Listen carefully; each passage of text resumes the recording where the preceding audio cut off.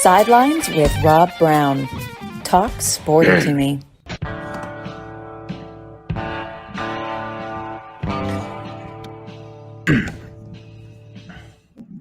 All right, Rob Browne here with you on this Thursday morning. First day of fall, I guess last day of summer. Kind of, I don't know what it is, but it feels a lot cooler over here.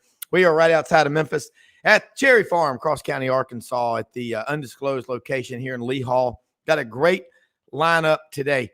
Folks, look, don't say journalism is in trouble when you hear from Connor O'Gara, Saturdays Down South. This is why we love having guests on this show. You learn, take notes, get pen and paper handy. He's one of the absolute best. I mean, he works like someone training for the Olympics. He takes his craft seriously. I love it. You all need to be a subscriber to what he is doing. Connor O'Gara. Second segment, we'll be joined by Gary Harris in Tuscaloosa, Tide 100.9. Not much going on in Tuscaloosa. Can Saban fix this? We'll find out. A lot of questions coming in already.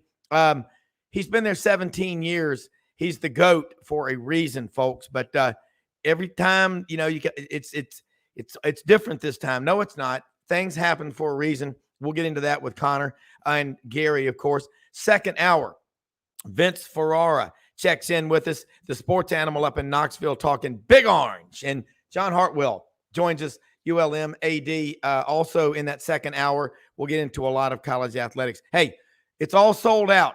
Clays for Kids, Sporting Clays tournament coming up September 22nd. Tomorrow, it's all sold out. We had two of the $3,000 teams available, four-man teams. They sold out yesterday, and the one $1,500 team sold out. Thank you, all of you that did that. That is awesome. You don't know what those families can imagine. I've been down there and met with those people. The families are at St. Jude Children's Research Hospital across the street all day. They come back and they go straight into the Ronald McDonald House, 53 rooms. All the food is prepared. The people down there, volunteers from around town. By the way, if you or your group, your church, your hunting club or whatever want to take your grills and your cookers down there to the Ronald McDonald House, they will welcome you with open arms. We've done it before. We fed 96 people. I'll just tell you, be honest, none of us got to eat a thing. They ate everything in sight. But you will, it'll warm your heart to do it. Those people need it. God knows they really, really need the help. So let's get right into it, man. Connor O'Gara, a great Irish Catholic from Naperville, Illinois. Which town are you from? Buffalo Grove, Illinois. Close enough, though. Okay. If you've seen one Chicago suburb, you've seen them all. I mean, Oak Park is one I know of because TK, one of our friends that hunts down here right near us over in Burnt Cane, another one of these big towns around here. Burnt Cane's kind of near Heth. But anyway, Connor, thanks for taking time out to join us this morning. It's here, man. Someone said yesterday it's already a fourth of the way through. It's really not. The way I look at it, college football goes to at least the middle of January when the playoff is over. And then you got the All-Star games. And then in about February 10th or 15th, somebody starts spring practice. And we can keep this thing going, though. But let's talk your thoughts where we are going into week 4, believe it or not, first day of fall. Yeah, it does feel strange that we're already at week 4. It's the first time in the college football calendar where I say, wait, how much of the season is over?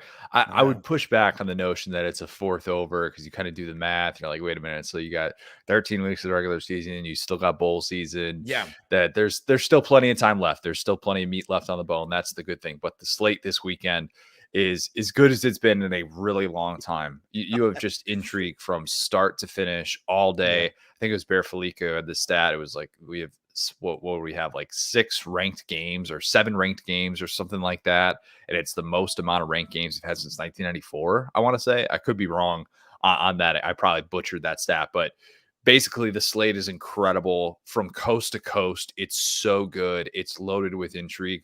When we're sitting there in the dog days of summer, or even when we're sitting there in May, wondering, man, what I wouldn't give for a weekend of great college football, we're thinking of weekends like this. Yeah, and I look at it, and you see Auburn, Texas A&M not even on that list. And of course, my 95-year-old dad every day, boy, where's that list in the paper of all the games? They don't put it in anymore. I just tell him to go. Should he go to Saturdays Down South? Do y'all put a schedule of all the games on your website? Not every one, but we have on SaturdayDownSouth.com. We have the entire SEC schedule as well. But yeah, there's a bunch of places that you can find. When I was working at a newspaper in Central Nebraska, we used to get calls from people asking me what channel the Cardinals game was on. I was like, am I the TV guide for you? Like, what are we doing here? Yeah, I mean, Dad, and he watches Feinbaum every day. He sees you on Feinbaum. I mean, he's an architect. He's very structured. So routine. But I like to look on there and see the games. But I just say, just turn on TV and just bounce around, because when I watch a game with him, if there's a commercial break, you better be on another game. And then he's going to go, beer me, boy. And it's fun to do it. But let's talk first about this Clemson Florida State game. Man, the chatter coming in this morning before the show. I always tell people, send in your questions and comments on this YouTube channel that I'm starting to use now. And also, I get tons of text. I can't type them in fast enough. But you see this first one, Clemson talent sliding last couple of years. The line is down to FSU -1.5 up there in one of the Death Valleys, Clemson. They're going to rub the rock. It's going to be a great atmosphere. What do you think is going to happen? I think Florida State's going to win. I think Florida State's a better team, and I understand the history. I understand that Florida State has not won in this matchup since Jameis Winston was in Tallahassee, but I look at this Florida State team, and I just question if Clemson can keep up. If this turns into a situation in which Clemson falls behind a touchdown or two, I just don't think that they have the offensive firepower in the passing game to be able to keep pace. That's, I think, what Clemson fans are so frustrated by, is the fact that they just don't have those stud receivers like they did during the 2010s. We can talk all we want about the quarterback position and how Cade Klubnik doesn't look like the second coming of Trevor Lawrence or Deshaun Watson or anything like that. But to me, so much of this is the receiver talent. And I look at Florida State and what they've been able to do so far, even though obviously they struggled last weekend to put away Boston College. It's still a team that when they're right and when they've gotten up for a game, they look as good as anyone in the country. We saw that in the first week against LSU. I think that they're able to win this football game and exercise some of those demons and give themselves the path that they have been waiting for to be able to get to an ACC championship. I watched Mike Norvell the 4 years he was at Memphis. He came in after Justin Fuente. And hell, I remember being in Tulsa, believe it or not, like December 3rd, 1994, watching the 6 o'clock news at a microbrewery, and he announced his commitment at that time from Tulsa Union High School to Oklahoma. Of course, he ended up at Murray State, but Mike Norvell, I watched what he did in those 4 years at Memphis. He just got better every year, and he squeezes every bit of talent out of every player. I have followed Florida State since I was 12 years old, 1976 in March, when I went to Tallahassee with my dad. They got something going on there. There's a lot of talent there. Do they have the money, if they stay in the ACC, to do what they want to keep doing, or are they going to have to try to get in the SEC or somewhere else? I don't want them to leave the ACC.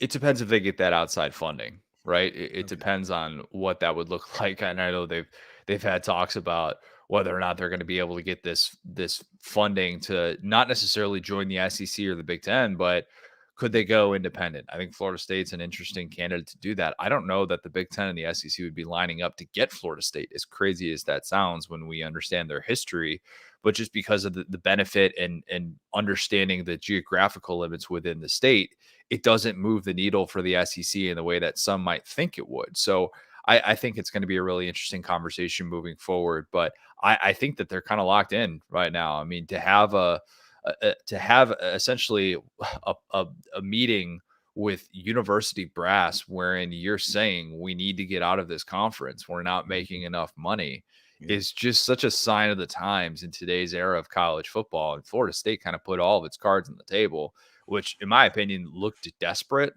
And at the same time, what do you have to lose? It's not like the ACC is going to tell you, oh, you're doing this behind our back. Get out of here. The Yeah. ACC needs Florida State a whole lot more than Florida State needs the ACC. Yeah. And I look at, Gene Deckerhoff he was doing Florida State football on the radio and Tampa Bay. Is he just doing Tampa Bay now? They've got a new announcer, but man, when Chief Osceola rides out on Renegade and throws that spear, that is an atmosphere. Doak S. Campbell Stadium, the graveyard of the turf from all those great road victories when they were building this program. They got something special. All right. Let's switch directions now. Here's another one from Bill. That's got to be Bill James, one of our Club 250 members in Collierville, Tennessee.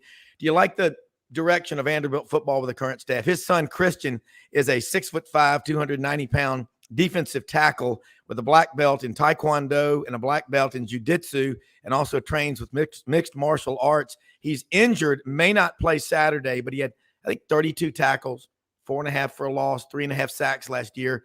They've got some talent, but I'm just curious what you think about Barton Simmons, the recruiting and everything. So funny story. I went to Indiana. On my floor, my freshman year, was a guy by the name of Larry Black. Larry Black is their current defensive line coach. He was on the Indiana football team, and he is now their defensive line coach. So Larry's the man. He's one of the most likable people I have ever met. I like Clark Lee a lot too. And I like some of the decisions that they have made. They're finally getting to a place where if you look at that roster, they have probably 5 or 6 guys combined. I'm not just talking about the defensive side of the ball, although I do like CJ Taylor a lot. He's kind of the do-it-all type guy on the back end for them, and he does the job of 3 different players in that defense. But they kind of are finally getting to that place where they have maybe 5 or 6 guys where they look like, okay, those guys are going to be able to make plays in the SEC. They haven't had that up to this point.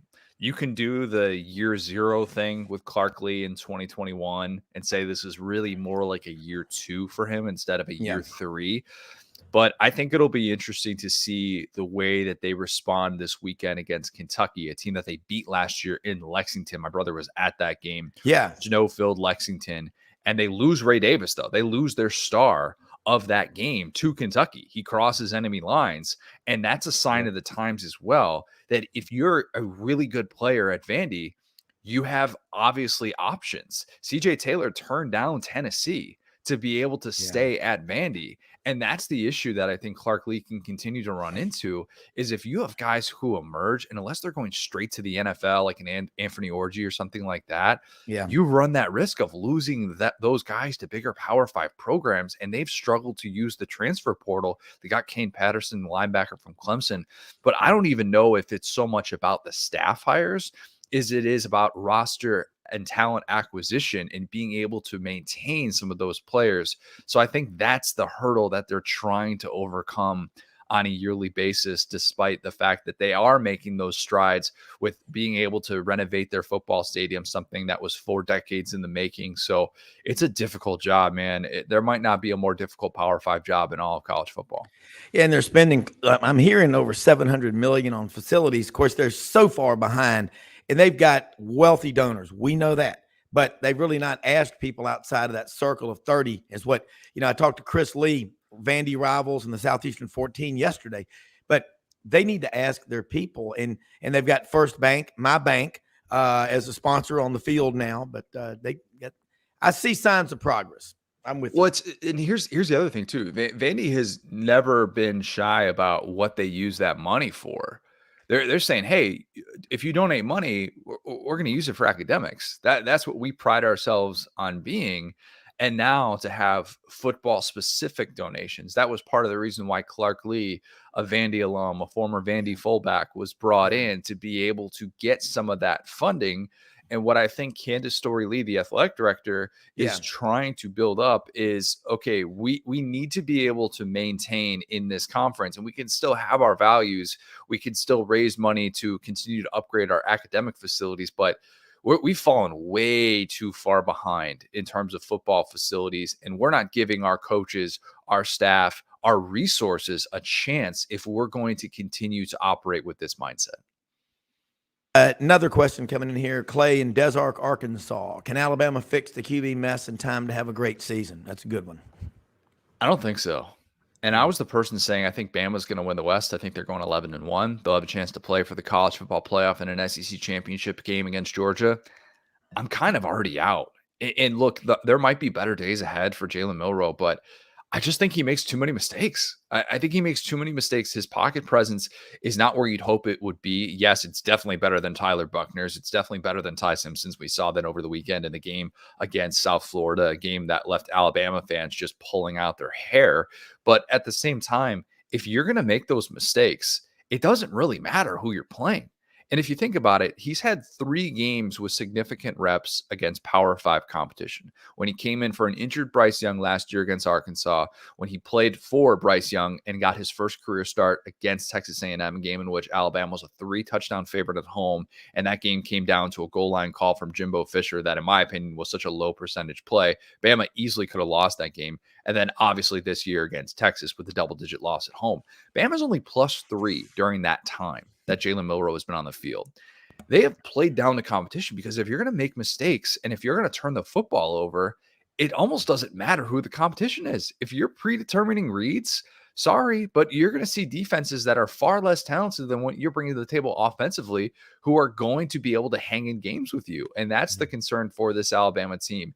They don't have that step on your throat mentality. And I think that we're going to see that play out. I don't see this team being able to fix it and get to a national championship. I disagree with Nick Saban that this team can be 2015 all over again. I think that this team has so many other areas of weaknesses. They don't have a Derrick Henry on offense. They don't have a lockdown, shut you down defense with loaded All-Americans across the board. So I think that's just the bigger issue right now. I don't think they're going to be able to work through this quarterback situation, even if Jalen Milroe is their best option.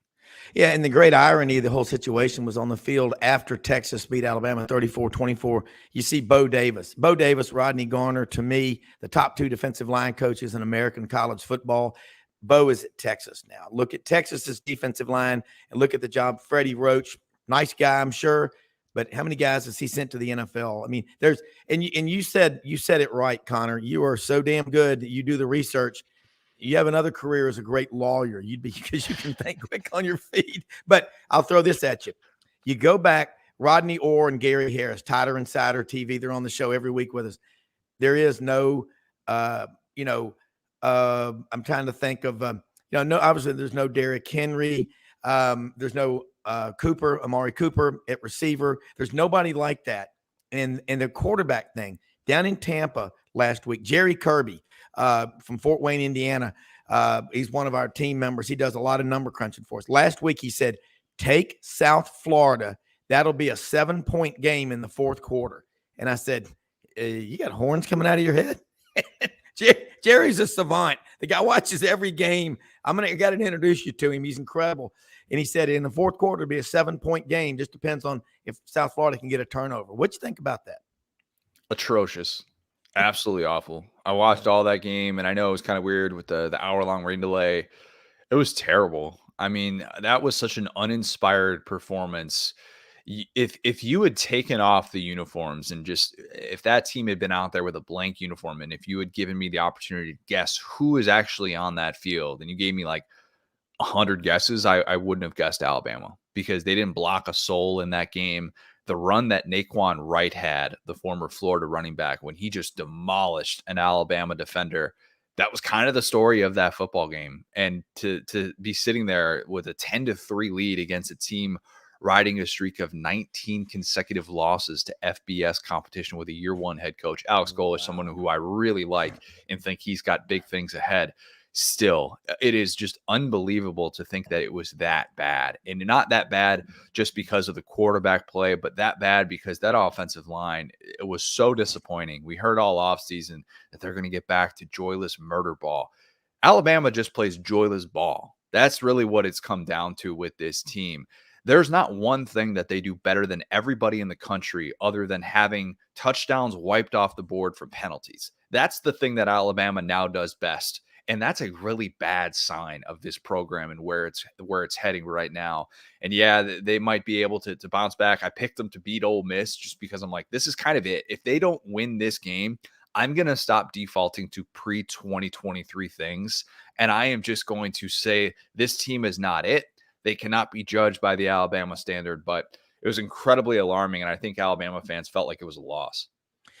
They did. And you look at man, these questions are coming in. I'm throwing some of them, but I look at Alabama, the talent, #1 recruiting class last year. But with the portal, my son Wilson, he also crunches the numbers. He's in investment banking and private equity, very smart with this stuff. And he's like, Dad, with the portal, every weekend trying to pick these games is like opening weekend of March Madness.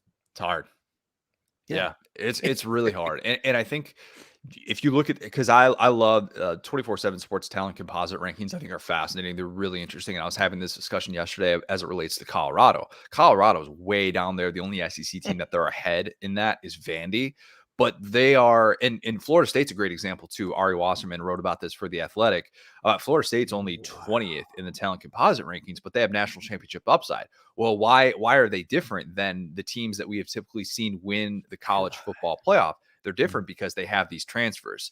Somebody that like Keon Coleman comes in and he's only considered a 3-star in those rankings. We look at Keon Coleman or Jared Verse and we say, these guys are way better than 3-stars. There's no way. And they are first round type guys. So it's difficult. And I think that's I think the discrepancy with the transfer portal as it relates to roster talent is sometimes you look at these things and you can say, oh yeah, you have all this 5-star talent. Like Clemson has its most talented team ever. They're at number 5 right now in the 24/7 talent composite, but they don't use the transfer portal and they don't address these roster needs in a very specific way like they could. Like, where's Clemson if Clemson had a Keon Coleman instead of Florida State? I bet Clemson fans would be feeling a lot better going into this weekend. So it's getting a little bit more difficult to judge. It's almost like the transfer portal has sort of evened out the rest of the pack. I think there's still the elite of the elite in terms of roster talent. And you still have your Georgias, your Ohio States, your Alabamas and stuff like that. But it is still making it a little bit more even of a playing field for the rest of the country. Yeah. And this is the interesting thing. You look at the blue chip index, you look at the BCI, which is a measure of 4- and 5-star players signed in a 4-year cycle. And there are 16 teams on there. And believe it or not, Auburn is 16th. They still have 52% 4- and 5-star. But I also remember when Gus was there, they were going down there to the bowl game to get butter, Butter, butter. And they played Minnesota. Auburn had 62 players that were 4 or 5 stars on that roster. Minnesota, I counted them up in the office, crunching the numbers, had 4. And they curb stomped Auburn. It was a WWE loser leave town hair match. It was pathetic. But another one I'm going to throw at you, and I'm getting a lot of questions about it, is Tennessee. I watched it at the man cave with all my Vol in-laws and everything. Joe Milton struggled to process what was happening. Is that a big concern? Can that be fixed? Joe Milton wasn't the problem in that football game, in my opinion. Yeah. I don't think Joe Milton was the reason that they lost. I think he could have, the only, I think he could have made more plays that would have helped Tennessee for sure. There's no doubt about it. But their issue right now, discipline is one. They had consecutive games with double-digit penalties. And look, I didn't agree with every single call that was made in that game. There was a call that they made on a blindside block that I'm just like, God, you got to let that go. Yeah. That's such a tough call in that spot. And that was such a big momentum play. The play where the official kicked the football and then Florida's able to substitute because they're resetting the ball and it's 4th and 1 and Florida gets a stop on that play. Like things like that happen in Tennessee that definitely hurt them in that one. But at the same time, they have a discipline issue. And I thought their run defense was really exposed in that game, man. Like for a group that came out and looked really good to start the season, I thought they kind of got punked. I thought Florida, with a group that has one returning offensive lineman starter, really got after it and punched them in the mouth and said, how much do you really want to be here? And I think that's kind of the bigger issue for this Tennessee team. And look, I got pretty much every pick wrong last weekend with the exception of this one. And I said it in the preseason. I said it in the week leading up. I said, I think Florida wins this game in the Swamp. And yeah, maybe the fact that Tennessee hasn't won here in 2 decades is part of that reason. But at the same time, I just thought Florida was going to be able to play the type of football game that Tennessee really at this stage of this season with such a new look offense isn't really ready to handle. I don't really trust Tennessee playing from a deficit. That's the bigger issue, I think, with this team. You give them a 1 touchdown, 2 touchdown lead early on or something like that. Yeah, they're going to lean on that ground game. They're going to be fine. But if they're going to make penalties, They were one of the bottom 10 teams. I think they were the most penalized Power 5 team last year. And why can you overcome that? Well, when you have the number one offense in college football and you get more chunk plays than anyone, you can overcome that. When you're not getting the chunk plays like that and you're not as explosive on offense, you cannot overcome double-digit penalties in a football game. And I thought that was the big thing that hurt them even more so than Joe Milton in that game against Florida. Yeah, not having your starting center, who's really the quarterback of the offensive line, Cooper, made that hurt. But the running game, without a running game, that made it tough for Milton. I mean, he did get confused, but we've talked to a lot of Gators, to Franz Beard and Buddy Martin, Ben Troop, Allie Peak Wilbur was on with us Friday from Tampa. And the thing going into that game that concerned me was Florida was desperate. You don't want to play a desperate team at home. They knew the future of Florida football hung in the balance. To a certain extent, yes. I don't think Billy Napier's job is on the line in the way that everybody else does. I don't think they're paying him $31 million to go away. The richest buyout that's ever been paid to a head coach, Gus Malzahn, $21.5 million bucks. That's it. So we're just saying that Florida's going to pay $10 million more than that, and the athletic director who hired him is going to get to hire another football coach? No. We would need to see things really collapse. Florida would have to fire Scott Strickland, and then we could maybe have that conversation if things really fell off the face of the earth. But I think he's recruited well, and I think that it's still way too early for people to be talking about Billy Napier on the hot seat. Now, where this does feel like a monumental game for him, you got to start winning some of those games against teams that you're not supposed to beat. And I'm not just talking about winning a season opening game against Utah like he did last year. You need to get fan support back. You need to get the national conversation about you. Hey, we're actually building something, not this is a disaster, we're going nowhere. Because if you're going to try and recruit at the level that Florida is, especially in this Sunshine State that is so unbelievably competitive, you need to have some positive vibes. You need to have not every single person that comes out with an offseason hot seat list having Billy Napier's face plastered all over it. That's the bigger thing. In Florida, obviously next year, the schedule, you look at it and you're like, man, it's the most difficult schedule in college football. At least it looks like it with the tour that they're doing in non-conference play of the state of Florida. So I think that's kind of the bigger issue. But it was a huge win for Billy Napier. Biggest win so far of the Billy Napier era, in my opinion. Yeah, and I agree with you. I don't think his job was in jeopardy. I'm just saying the future, just that perception, because perception's everything. We know that. And you're right. That schedule next year is going to be brutal. But I also think people get too caught up in the middle of June, laying in a chair at the beach, drinking beer, looking at a schedule going, okay, this game's going to be tough. This one's going to be easy. It never works like that, does it? No, it doesn't. And it's so many times because I do a crystal ball series where I predict every single game that an SEC team is going to play. And in a way, it kind of gets me away from that mindset a little bit, where when you actually have to sit down and predict all the games, you don't just look at a team with a micro focus and say, oh, well, this team's going to go 8-4.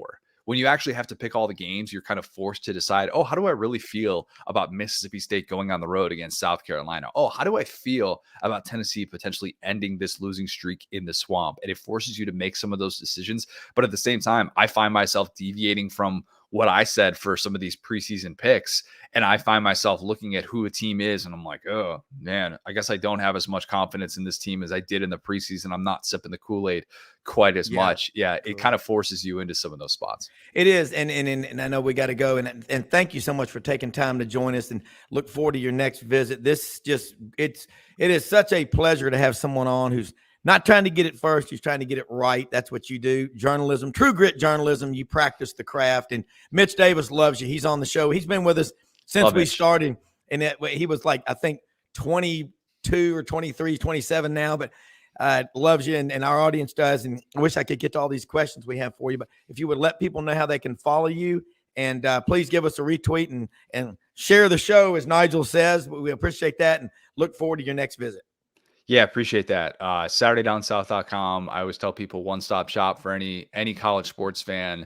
Obviously, most things SEC are going to be covered there. Our news team does such a great job. Yeah, Matt Hayes, Matt Hinton, myself, we all are cranking out columns, tons and tons of content. If you want to just spend a Thursday afternoon such as this, just being able to click around on a bunch of different stories instead of doing your job, whatever that may be.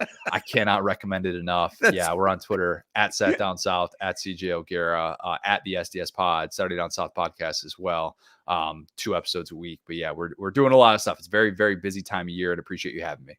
And the cool thing is y'all are able to drill down locally with a national perspective, and I love that part of it. Hey, thanks so much. Have a great weekend, and it'll be fun to compare the picks next time we talk. We'll be right back with Gary Harris in Tuscaloosa after this quick commercial break.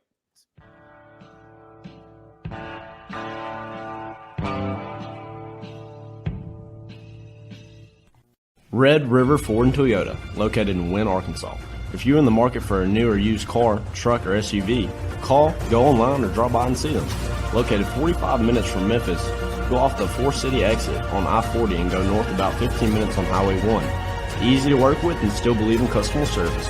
If you live out of town, they will deliver your vehicle to you. RedRiverFordToyota.com. Just see what they can do. Strengthen your seed zone this spring with quality tillage equipment from House Industries. Located in Cherry Valley, Arkansas, House Industries specializes in manufacturing superior equipment that will minimize your downtime and keep you working in the field. To ensure the highest quality control, all design, fabrication, and testing takes place in a 99,000 square foot manufacturing facility located right here in the heart of the Delta. Locate your nearest House equipment dealer online at houseindustriesinc.com. House Industries, breaking ground. Sidelines with Rob Browne. Unbelievably, every 2 minutes in our communities, a child is either bought or sold for sex. I am R.A. Dickey, board member for the Nashville Anti-Human Trafficking Coalition. Join me and millions of others in our fight against human trafficking and for its victims by helping to educate the most vulnerable among us, our middle and high school students. Go to nhtcoalition.org, become a partner, and help keep our families safe, because none of God's children are for sale.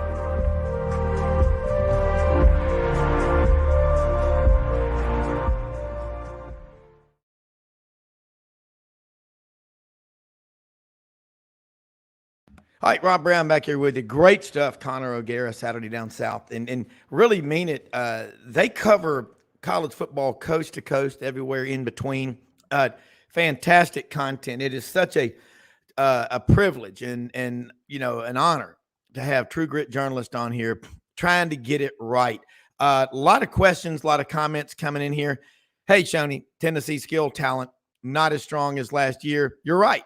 Alex Golish, offensive coordinator, now coaching University of South Florida. And keep in mind, they got $300 million granted to them by the Florida State Legislature last week. They're going to be doing things to their football stadium, to their facilities. They're in the Tampa, St. Pete, Clearwater area over there on the Gulf Coast side, the Magic Coast, God's Coast. I love the Gulf Coast. But anyway, always love the insight from Connor. I'm telling you, every morning we were getting up, working out before Media Day started up in Nashville back in the middle of July.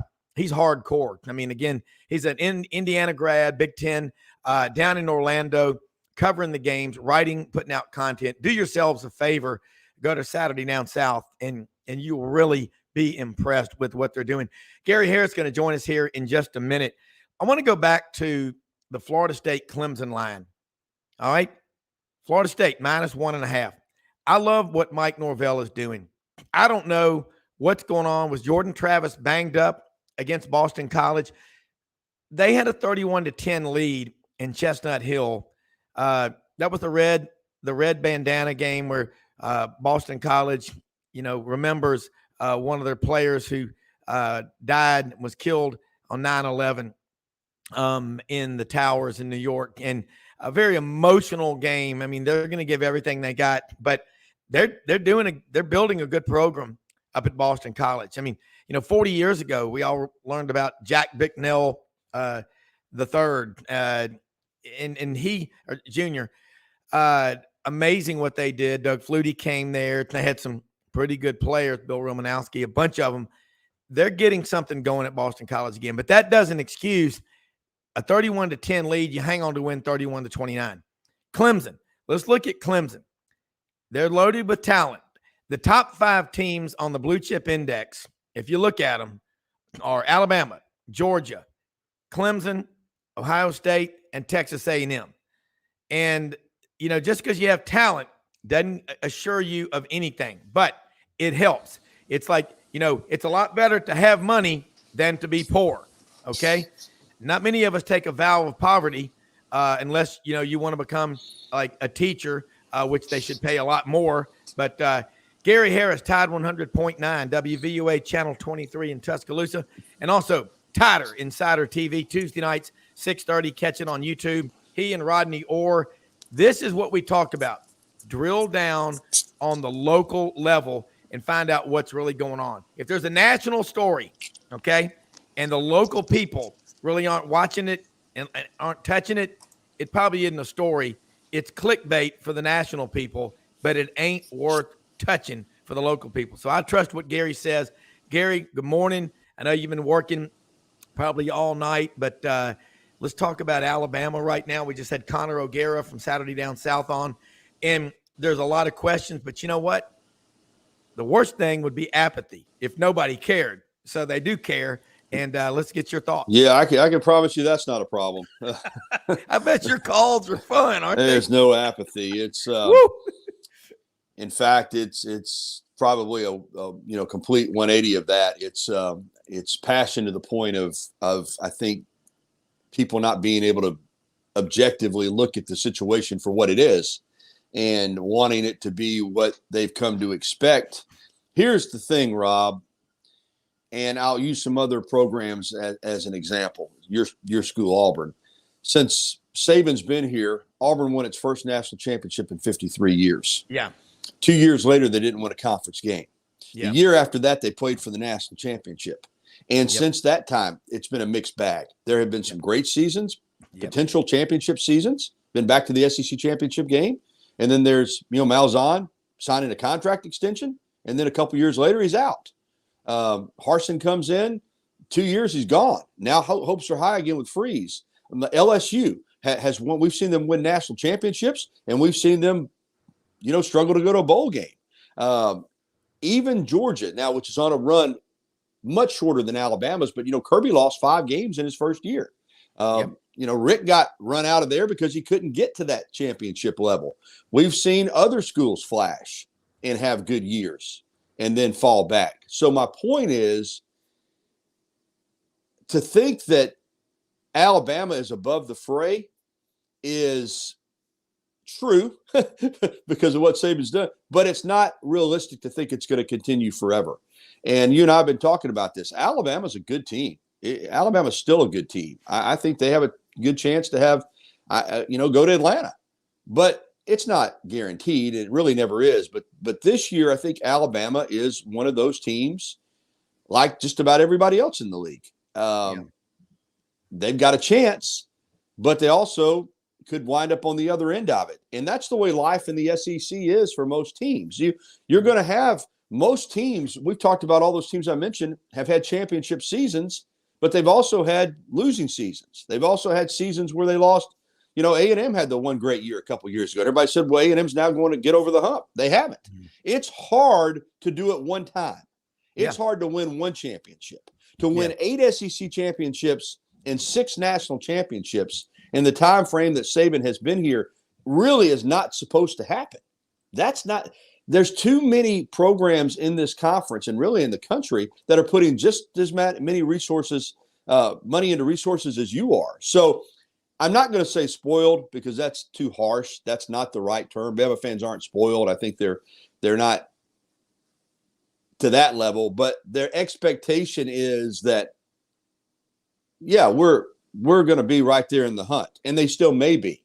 But based on what they've seen this first 3 games, it's almost like there's a panic. It's almost like, oh no, we're not going to be in the hunt. We're going to lose Saturday. We lost to Texas at home. We barely beat South Florida on the road. All that's true, but it doesn't mean that you still can't go where you want to go. Now, Saturday against Ole Miss is a huge game because it is the first conference game. It is at home. And if you win that game, you know what a difference a win can make. The vibe might be completely different next week. If you lose, it's going to be 10 times what it is now. I mean, the frustration level and the angst is going to be off the charts. So that's kind of where we're at. I think that even after last year not going to Atlanta, but the realization is that you were an 11-2 team. That was the reality with 2 losses on the final play of the game.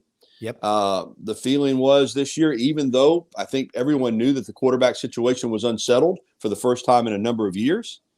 And that's another thing, people have now just, I think the last four starting quarterbacks at the University of Alabama, Jalen Hurts, Tua Tagovailoa, Mac Jones, and Bryce Young are starting in the NFL.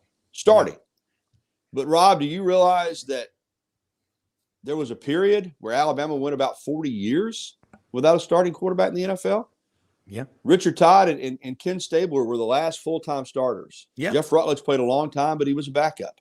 John Parker Wilson was a backup for 2 or 3 years. AJ was a solid backup, but to have so you went 40 years without a starter, and now you've got 4 starters in a row. All of 4 of those guys, 3 number ones and a number 2, Jalen was a second-round pick after his 1 year at Oklahoma. To think that was going to continue, you were going to hit a year where you're like everybody else, and you don't have, I'm just saying Alabama is a marquee program. It's been the standard, but it's not just you snap your fingers and here's another All-American quarterback ready to go. This year, quarterback is a struggle. Now, I think they're getting it right. I think Jalen Milroe is the best quarterback for this team this year, and I think that's where their focus is now. It sounds to me like, how can we win with Jalen Milroe? And then you know what? You worry about next year. You can be concerned, well, if we play this guy, it's going to affect this recruit, or if we play this guy might leave. It's another situation now where the game has changed a lot. It's year to year more so than it's ever been. It's getting a little bit like basketball. Yes, while correct. Coach Saban is good as there's ever been, I think he's struggling to adjust to that. I think the coaches that have done it one way are, it's nothing for Coach Prime because he is made for this era. You know what I'm saying? But a lot of these coaches aren't, and adjusting your thinking is going to be difficult for some, and I think it's been difficult for Coach Saban. But I know I'm rambling on here, Rob. You're not. You're making sense. I'm giving you the vibe of where it's at right here. There's almost like disbelief, And one more point on the last game. There's been a lot of discussion about Jalen Milroe not playing in the game. And I don't know. My name's been attached to some things just because I've heard some things, but I don't know, if he was suspended, if there was a dust-up with an assistant coach, if he practiced poorly, or if Coach Saban just said, hey, Jalen, we're going to look at these other 2 quarterbacks in this game. But it was clear to me watching his body language on the sidelines, even though he was very supportive of his teammates, he was not going to play in that game. He knew he was not going to play in that game. It wasn't a situation, well, Jalen, if we're behind in the second half, which I don't think any Alabama fan ever even imagined might happen, and it didn't, but it was close. I don't think they went to him and said, we may put you in. I think he was told, you're not playing in the game. So they went down to South Florida, slopped around, penalties again, had a 100-yard touchdown kickoff return call back. Kool-Aid McKinstry tried to field a punt on the ground around 10 people for some reason. That led to the 1 field goal. And the next thing you know, you're in a dogfight and against a team that had won a total of 4 games the previous 3 years. And, they got out of there alive, and now you kind of get ready for conference play. And I hate that term reset, but I'm going to use it. This is 3 games into the season, but they hit a reset button now, and the season starts Saturday. It's almost like these other 3 games now were preseason games, and it's go time. We're going to find out what Alabama's all about one way or the other. Yeah, and I'm going to tell you right now, there's just a ton of questions coming in, Gary. Preach on. You look, I've gotten to know you these last few years. You don't say something that you haven't researched and you haven't done your work on. That's why it's so valuable to have you. Nothing against the national people. I always say this, but you don't mess around because you got to see these people on a daily basis. You take it seriously, and I really respect that. You go back to, the culture. Nick Saban, the longer he's been there, he takes in the word of someone who's taken the word on the assistant coaching hires. And, there's a lot of guys on that staff, maybe 4 that were on Muschamp's staff at South Carolina. There's no Bo Davis. Bo Davis, I think, and Rodney Garner, the two best defensive line coaches any of us probably have ever seen in college football. It was tough, if you're an Alabama fan, to see Bo Davis giving Nick Saban a hug after that loss. And there's so many coaches that Nick Saban has affected. And eventually, they're going out there. In the fact that in 17 years, he's only lost, 32 games? Come on. I mean, he's still the GOAT. But you're right. Can he fix it? Hell, we don't know. From Leonard in Evergreen, Alabama, a viewer here on YouTube. Thank you, Leonard. I like the way he spells Leonard. Talk about the defensive line with Bama. Leonard Skinner, possibly. Yeah, he's got the Leonard Skinner spelling. Damn right. They need to play better. And you mentioned Bo Davis. Alabama misses Bo Davis. And I like Freddie Roach a lot. And he's very affable and good guy. Still looks like he could suit it up, Ryan. Rob, he still looks like he put the pads on, and he coaches those guys hard. I have no doubt about that. But I'm with you. I think Bo Davis is an elite defensive line coach, and I think that the defensive line play has not been the same since Bo Davis left. They've got talented players. I don't know if they have the elite players that they had over the years here, but they've got good players. And I thought they played better against South Florida. Of course, it was South Florida. In fact, I thought the defense, if you're looking for a bright spot in the game, defense played great, against a team that didn't really threaten you as much as they'll be threatened this week in terms of weapons with Ole Miss. But, I think the defensive line needs to play better. I think they need to play more guys. I've been saying that. I think the rotation needs to be a little bit deeper. Got to get off blocks. Would help if those interior guys could pressure the quarterback some, but they have been pretty good against the run. So I'm hopeful, Leonard, that the defensive line will play better going forward. Well, and you look at Freddie Roach. How many defensive linemen has he helped develop that are gone on to the NFL? Any? Yeah, he was here with Fedarian Mathis, who okay. And I know that's at least one. And it's not the same rate that obviously that was going when Bo was here, but he worked with Fedarian Mathis, who was a second round pick of the Commanders, and there might be one or two. I think Quinnen was gone when he took over the defensive line. But, I know Quinnen played some under Bo and then might have played 1 year under Roach. But, no, they're not turning them out the way that they were. That's for sure. Yeah, here's another question. Dave Cody, great friend of mine, 40 years, my mentor in TV since 1983, longtime sports anchor out at Channel 7 in Austin, Texas, living out in Bellingham, Washington now. How is Eli Gold sounding after the health battle? Look, you know what? I got to tell you this. I don't know Eli Gold. You might know him. But I'm going to tell you something. Know him well. I saw that documentary about One Voice, and it just gave me chills that when Rod Bramlett and his wife Paula were rear-ended Memorial Day weekend in 2019, he said he and his wife, I just get choked up talking about it, went there and spent the last moments of his life with him. I don't know Eli Gold, but, man, I'd sure like to meet him. Yeah, I know Eli well, and to answer the question about how he's doing, how he's sounding, he sounds great. Yeah, good. Physically, he looks different after going through that battle with cancer. And, it went 7 months undetected. So it was already very invasive by the time they found it. Fortunate to be with us still. But he sounds great. When you listen to him on the air, his voice is strong. It is Eli Gold. And now, when you see him physically, he doesn't look as strong as I'm sure he would like to look. And he looks,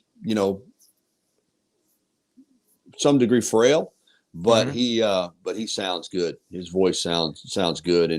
And I'm with you, Rob, just, happy to have him back. And, he'll call the game Saturday. He did not call the game down in South Florida, calling the home games. I still feel like we'll see him at the Iron Bowl, but he sounds good. He sounds really good.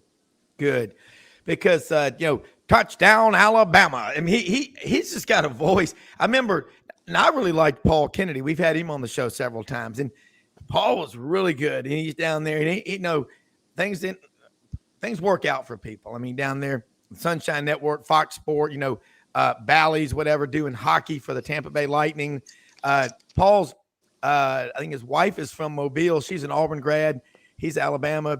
And then they brought back John Forney in 1988 and for that 1 year. And one of my buddies was telling me they brought back Forney, and it was the 1988 season, wasn't it? And he got on there and said, "Well, welcome Alabama to the 1948 season kickoff." But he was so good, John Forney. As Dave Tompkins, one of our friends who's on the show with us a lot from Mountain Brook, a West Point grad, but a lifelong Alabama fan. He always likes to go, "There goes Stedman Shealy from Dothan," and Bromberg's play of the day, Bromberg's Jewelers, Mountain Brook Village, and throughout the great state of Alabama, proud sponsors of Crimson Tide football. Let's go down to Gary Harris on the sidelines. All right, Gary, got more questions coming in here. Holy cow. I like this one. I don't know if he's just a comment from Hiram Williams in Mount Olive, Alabama. "I'm so lonesome I could cry." Well, I don't know what he's talking about, but listen, Hiram, you look at Alabama. I'm with you. When you make a lot of money and you're successful, and all of a sudden you lose that job or you lose that big account, and you go back to where you were before you started, maybe not making as much, it's tough.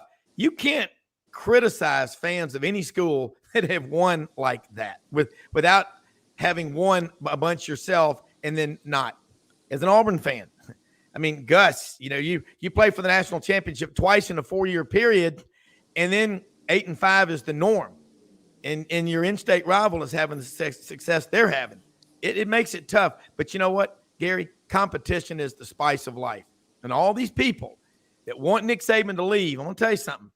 Just like when Spurrier left, when Bryant left, when Pat Dye left, you like these elite coaches more than you realize, because they make fundraising at every school a little bit easier and more urgent, don't they? Well, there's no doubt. I mean, what Nick Saban has done here, the impact that he's had off the field in terms of everything the university has done with this plan to expand the university, increase enrollment, outreach programs. He's had a lot to do with that. And, again, some people aren't a fan of this, but the out-of-state enrollment is higher than the in-state enrollment. I mean, they've recruited all over the country. And, a lot of students from Los Angeles and Seattle and Boston and New York City and Chicago. And so your footprint is expanded, because now you're going to have alums from, all over the country, which is good going forward as far as the financial blueprint for the University of Alabama is so strong right now. It is a thriving business. And I think that going back to Dr. Witt, when he was the president, later was the chancellor, I think that was his plan, was to treat the university like a business and put a business model together so it would thrive. And bringing in Nick Saban is a big part of that. And listen, I think that people still understand that Nick Saban is who he is. I don't, somebody may call in and say, "Oh, he's lost," and all that, but I don't think anybody realistically wants to see Nick Saban go. But they do, they do worry, especially the fans in my age range that are older, that, remember Coach Bryant's final year in 1982. And, 78 and 79, they won it. 80 and 81, they had really good teams. Rob, you remember that? Really good teams. Play here or there, could have been in the hunt for a national championship in 80 and 81. And then in 82, when they beat Penn State, I don't know, was it 42-24, 42-21 or something at Legion Field in Birmingham? Yeah. And then suddenly they were up to number 2 in the country and unbeaten. Yeah. And then the wheels did kind of come off. Lost to Tennessee for the first time in 11 years. Lost to LSU.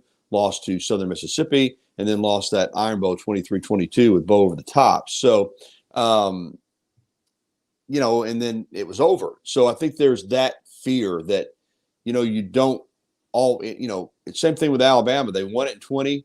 They played for it in 21.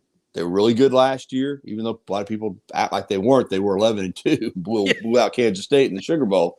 Yeah. And now I think the concern is this 1982 again? Is this team going off the rails? And only time will tell. If you look back, because Saban, since his first year, and people even forget that year he was 6-2 until the textbook deal hit, and that really impacted that team. But ever since then, the most games that he's lost in a year has been 3. So if all of a sudden at the end of the year you're 7-5 or 8-4 or 6-6, then I do think all of those whispers will be louder and people will say, hey, has Saban lost it? So, but we have to let the season play out. That's another thing. Right. In this microwave society, you're always judged on your last performance. So Alabama struggled against a bad, and I'll say it, I give Alex Goes credit for, bringing in some transfers, but that's still not a good team. So that's what everybody remembers. The last 2 weeks, Alabama they lost to Texas, but a good performance on Saturday, if they're able to have one against Ole Miss, can get you right back on track. Yeah. Gary, look, I know you got to go do your show here in a second. I do. You're right. And I tell you, you do a great show, Tide 100.9, folks. Watch him and Rodney or Tider Insider TV. You'll get perspective. And like you said, they went out and they curb stomped Kansas State in that bowl game. But you know what was most impressive? Will Anderson, Bryce Young stayed with their teammates. That, I think, will immortalize them. If they're not already got their handprints at Denny Chimes, those here soon. By the way, do you remember an old bar in Tuscaloosa? I went there one time wearing an Auburn shirt with my friend Boyd, who was in school at Alabama, and I walked in there like an Animal House, when they walked in that bar, and he goes, Boone, I think we're going to die. I had on an Auburn shirt, Lee's Tomb. Remember that place? Yeah. Hey, great show, Rob. I got to run, man. All right, let them know how they follow you. Yeah, Gary at Gary Harris _WVUA on Twitter, Gary Harris WVUA 23 Facebook page, Tide109.com, WVUA23.com. Thanks, Rob. Thank you, man. I appreciate it. We'll take a quick break. Be right back.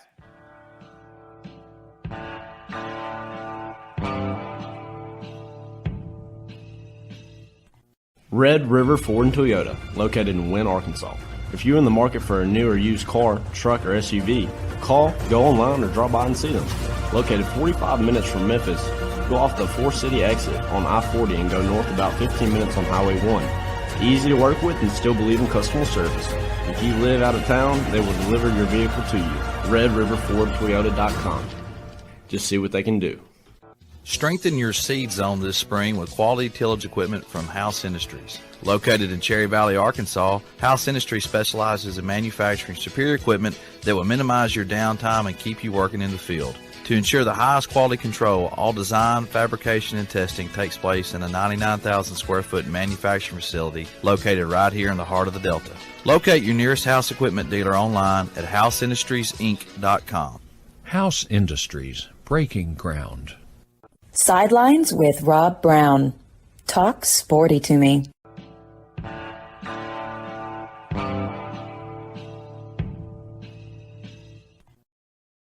All right. I tell you what, man, I did. I walked in there and I was like, man, I was wearing that Auburn sweatshirt at Lee's Tomb in Tuscaloosa. And I looked around and I think we're going to die. Yeah. We tried that later that night about 3 a.m.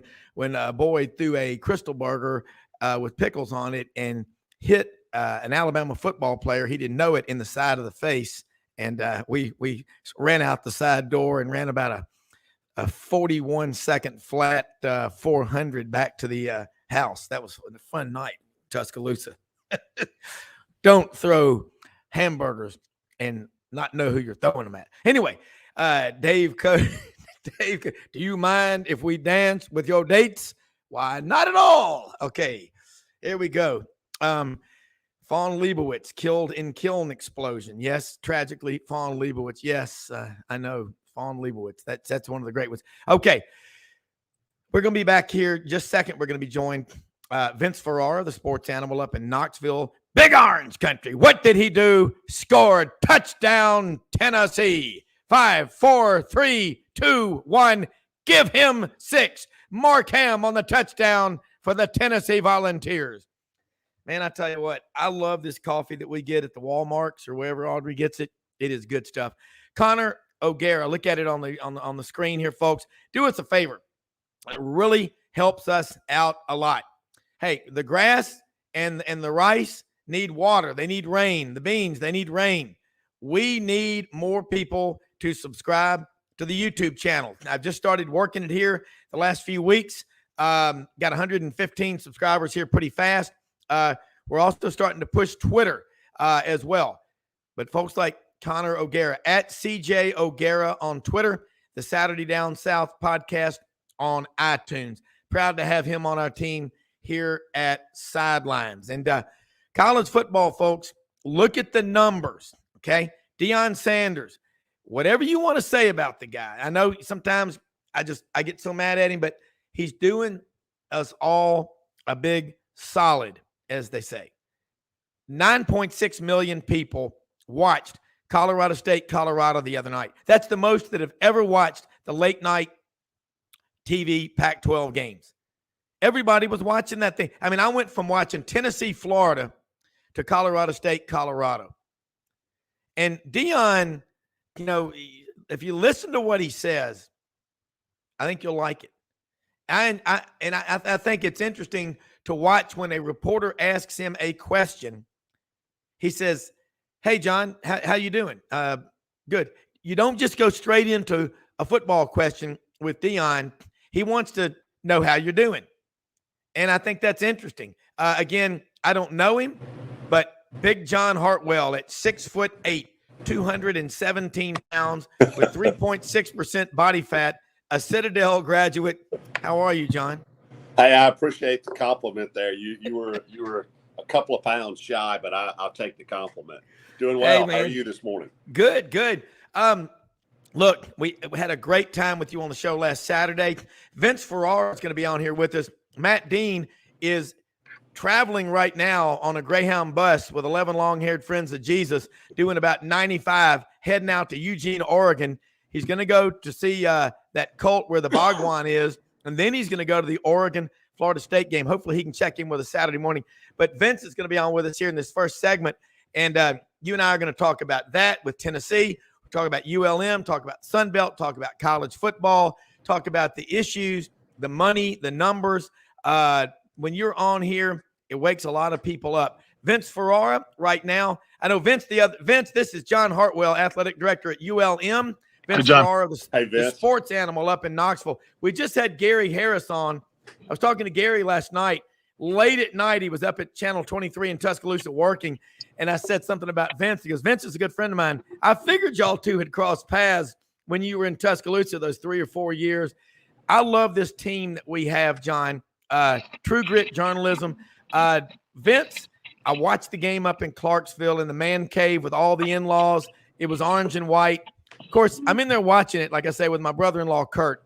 There's a picture of him, in Fallujah there in after the fight. And I'm like, you know what?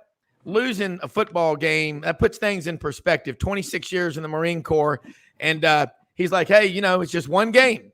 Long season to go. But what were your takeaways from Saturday night down in the swamp? Do you still hear Tom Petty, "We won't back down" in your head? Yeah, that list is long, Rob. I actually put together a blog, and there's so many things on my mind that were key factors of that game. On my blog at 991thesportsanimal.com, just go to the blog section under my name. And so I listed all the things that on starting Monday morning, that we were going to review, because if I didn't write them all down, then we're going to forget some things. And I know there are so many key points of that game to point to, but the biggest things were penalties, missed tackles. That's where it starts. The line of scrimmage would be a third, and then quarterback play is up there. It's not at the top, but it's where the most angst was shared by Tennessee fans this week. So too often they were on the first play before the drive ever started, false starts, 1st and 15, behind the chains, and then they'd have other penalties that would set them back during a drive and slow their tempo down. I also put out a tweet this week on you can find it on my feed at Vince Sports, outlining the tempo and how down it is from Tennessee being the fastest team in the country last year. They average in that game, I charted it, they average in that game snapping the ball when there was 19 seconds left on the play clock. They want to get that bad boy off in 14 max, sometimes in the 30s, but that's how slow they were. Now, a few times they did it in the 30s, but 31 times there was 20 or less seconds left on the play clock. That's not Tennessee football. The communication was down. They were behind the chains. They didn't have enough positive plays to where they can run up to the line and just run a play and not have to check. So much of what they were having to do was Joe Milton adjustments and had to call timeouts coming out of change of possession. Just really sloppy and not what we're used to seeing from what's usually a very efficient offense. And then defensively, they missed 11 tackles, trying to shoulder block a running back in the open field. Etienne leads to a long touchdown. They've been better than that in the first two games. Couldn't get pressure on the quarterback, couldn't bring him down, and Graham Mertz. Milton, his numbers weren't bad, but he had the one bad interception, which is his first since 2020 at Michigan. And he level that I anticipated, that fans wanted. So there's plenty of fans that are not happy and think there should be a change at QB. Not everybody, but we heard from a fair amount of the fans that think that. Yeah, John, you look at it as an athletic director. You've got 17 coaches that you're responsible for at ULM. Tennessee, you've got, 21, 22 sports there. When you watch a game, last week we're talking to John. He's out in College Station, hanging out at Margaritaville, getting his head right in the morning, just kind of thinking about what we're going to do. But when you watch a game as an athletic director, what are you looking for? And if you're look, Josh Heupel's not in trouble, but what are you doing? How intense is it at the game? Because not only are you watching that game, but you're responsible for I don't think people understand the gravity of being an athletic director. It's like being, to me, the chief surgeon at a major hospital. Yeah, well, first off, most athletic directors, you don't get to watch a lot of the game, especially if you're at home. In terms of shaking hands and kissing babies and suites in your premium areas and doing on the field presentations and things like that. I actually get to watch more of a game when I'm on the road than I do, much more of a game when I'm on the road than I do at home. But when you look at that Tennessee team, and I've told you guys about my relationship with Josh Heupel. He was our offensive coordinator under Matt Wells for a year at Utah State. So I know Josh pretty well. And, the thing is the quarterback position often gets too much of the praise and too much of the praise when you win and too much of the blame when you lose. Yeah. But when you have a new quarterback coming in, it is difficult from a chemistry standpoint, from a rhythm standpoint, everything else. I don't think that can be overlooked when you have the transition at quarterback, no matter what the scheme is, and especially somebody who hasn't been in there on a regular basis in the last year. So that I think that plays into it. The other thing is in that Tennessee-Florida game, Billy Napier and his entire team had been hearing all week, hey, this if Napier loses this game, are the drum beats out there already on him? He and he is he had a lot of success here in the state of Louisiana at Lafayette, and I think it was just a ripe situation where everybody had kind of written Florida off, and they had their backs against the wall, and they were in the swamp, and they came out guns a-blazing. Yeah. Well, John, you mentioned the coaching. Florida outcoached Tennessee in that game, and that's just the way it is, because a lot of what happened you can point back to coaching and/or preparation and how focused were they, how much were they prepared for the crowd noise, and then also you saw Florida be able to do some things that they deserve credit for. They nullified the return game completely that Tennessee had a distinct advantage in, with D. Williams being one of the better returners in the country. Now, Florida didn't punt very much, but when they did, they punted out of bounds and they didn't allow any return yards. Also, Florida was really successful in taking advantage of Tennessee's linebackers, especially the second-year and first-year players that were in there for Keenan Peely, the starter transfer from BYU that's out. And they were motioning a lot, and that would cause a lot of confusion on the back end Tennessee didn't match up with their linebackers and their secondary on coverages. When people change their formation and motion and shift and things like that, that changes your responsibility. That changes calls. You got to be able to communicate that. Tennessee had too many times where they weren't in the right place because they weren't recognizing or adjusting properly to what Florida was doing. And that's coaching, that's preparation. And so Tennessee didn't have enough answers, which was very surprising because that's been one of the things I've been most impressed about with Josh Heupel and his staff is they typically have answers. They got better in the second half, but Florida also took their foot off the pedal just a little bit as well and sat on that lead after they bum rushed them for, quarter and a half in the first half. Yeah. Well, interesting one from Roy Acuff in Cookeville, Tennessee. I love that one. Can the Vols get to Atlanta? And he also follows up by saying, for Vince, Joe Milton needs a running game to help him out. That was noticeably absent in that game for Tennessee Saturday night down in the swamp because Florida wasn't going to back down. Yeah, I'll start there. Tennessee had some decent runs from Jalen Wright and Jabari Small. But I told you last week, Rob, you did. Tennessee had run in the 4 previous games for 1,001 yards. That's 250 a game. That's winning football. And then you can help your quarterback in his first year as your starter if you have that kind of run game. Here's the kicker to that, all right? I also, in charting the temp, the box that Tennessee and Florida. Do you know that Tennessee ran 9 times for 35 yards against a 5-man box? A light. That's as light a box as you will get. 5 men in the box. Tennessee could only rush 9 times for 35 yards. You got to be better than that against a light box. 6 in the box, which is also a running look for an offense and a quarterback. They rushed 17 times for 71 yards, so about 4 a clip. Is that to me is not good enough productivity for a really good running game, and that points back to the offensive line. The offensive line had their biggest struggle by far of the season. They were dominated, frankly, up front. And that didn't help Joe Milton out to not have that kind of running game.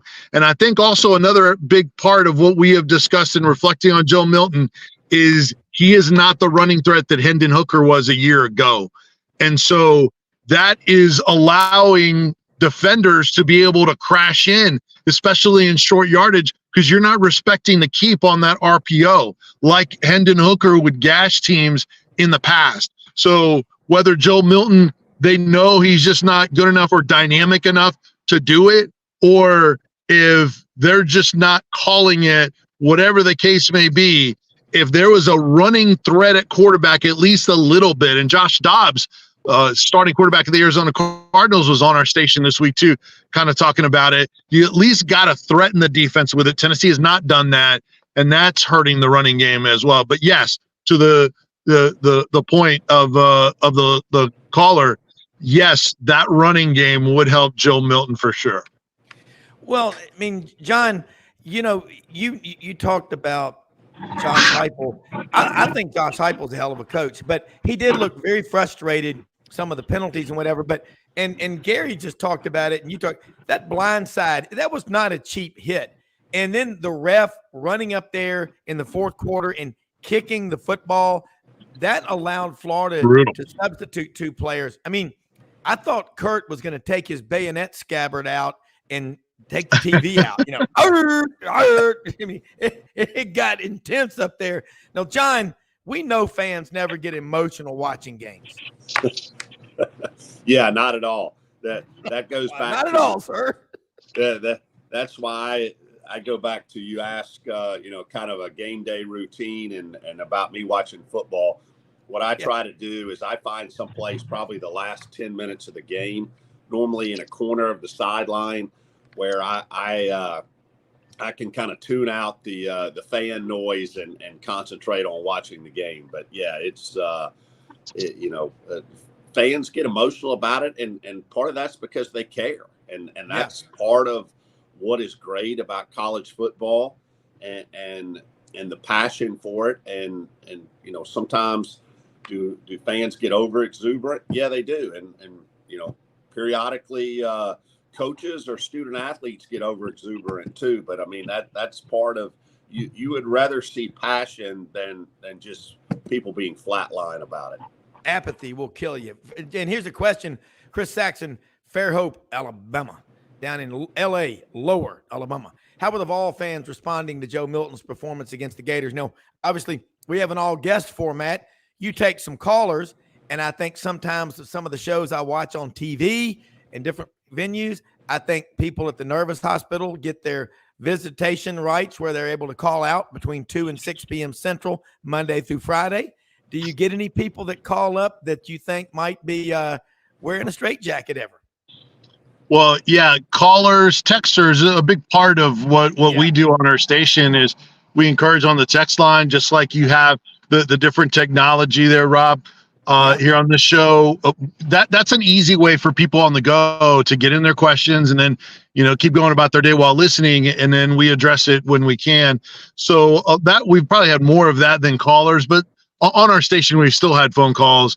And it's split, just like a lot of things are with Vols fans. There's very few times where it'll be a consensus, whether it's preseason expectations or frustration. It's just rarely ever a consensus. But yes, there's been frustration at Joe Milton. There's been plenty of people that are like, get off his back. There's a lot of other things that went wrong in that game that were more important to the outcome than Joe Milton. And that's where I stand. Like I said, I expected Joe Milton to be a little bit better. I knew he wasn't Hendon Hooker. I also felt confident and that he doesn't have to be Hendon Hooker.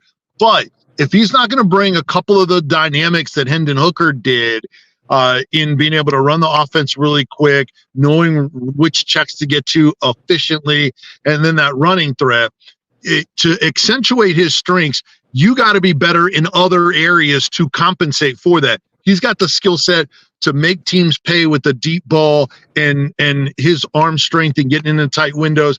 They can accentuate his strengths, but the other areas, the drops, the line play, those things have not been up to par. So can the coaches now figure out ways to get the most out of Joe Milton is the question. So it has been all over the place. Some are upset with Milton, but they know, hey, best case scenario isn't to throw a true freshman quarterback in right now. Let's wait this out a little bit longer. Others are like, no, we're ready for Nico right now because Milton, and they said it during the broadcast, you guys might have caught it, that Chris Fowler and Kirk Herbstreit, Joe Milton does not have a touchdown pass throwing on the move in his college career. Now, he hasn't been QB1 for an entire season, but that's not a strength of his game in terms of the accuracy throwing on the run. It's another thing that Hendon Hooker did really well.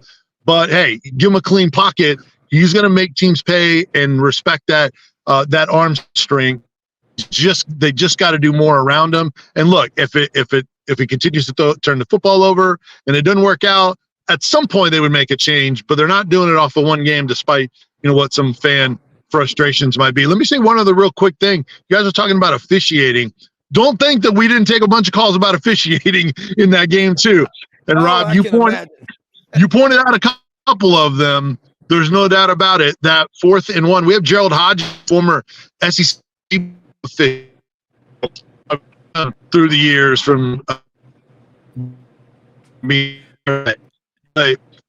Gerald Hodges said he had never seen an official accidentally kick a football when trying to spot it really fast.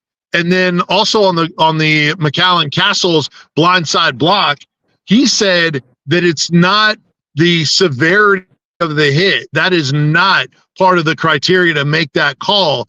It's blocking back toward your end zone, and then also is the person being blocked, that were they not able to see the block coming? I think the defender could see it coming, and so that's why I still don't think it was a blindside block. But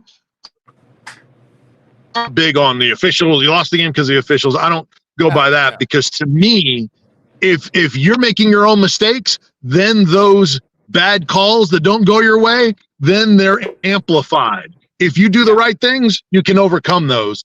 But I charted 8 times that Tennessee had bad breaks with pass interference, holding, that 4th and 1 you mentioned, all those kind of things. So it was a tough day for the officials in Gainesville, but the Tennessee had plenty more to do with it, in my opinion.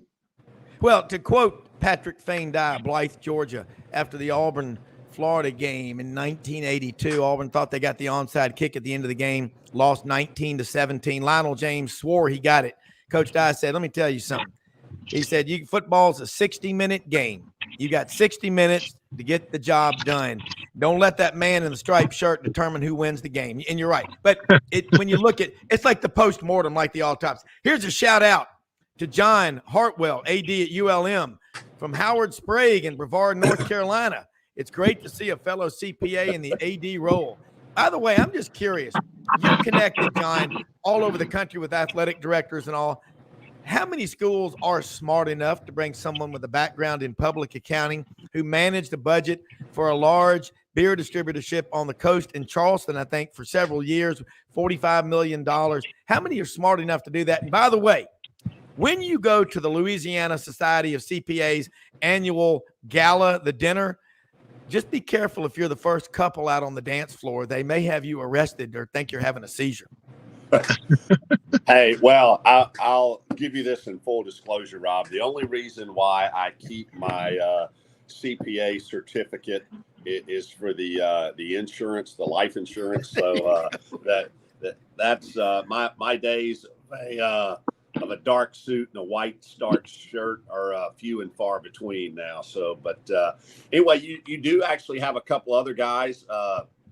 Jamie Pollard, who's the AD at Iowa State, is also a CPA. And then Rob Mullins out at, I know you were talking about University of Oregon earlier. Yeah. Where our good friend Matt Dean is headed this weekend for the big showdown with the Colorado Buffaloes. But Rob Mullins is also a CPA. So there's a couple of us out there. I would. Do you know Danny White? I was going to ask him that. Yeah. Danny and I worked together at Ole Miss a couple of times. Okay. Yeah, you are connected. You're kind of like the San Andreas Fault. You're connected to all these people. There's a lot riding on your shoulders, John Hartwell, from UMS in Mobile, where they don't freeze the seafood. As Will Johnson says, when he lived in Memphis, he goes, Browne, I don't eat it if it's been frozen. That's not seafood. I digress. Vince Ferrara, a lot of questions coming in here right now. I'm going to try to just sort of encapsulate them all because I can't type fast enough. Folks, do us a favor. Subscribe to that YouTube channel. Send in your questions and comments. We appreciate it immensely. Here's John. John moved down to the bottom. Now he's the chairman of the board. I like this. I think we've got some ghosts on the internet sometimes.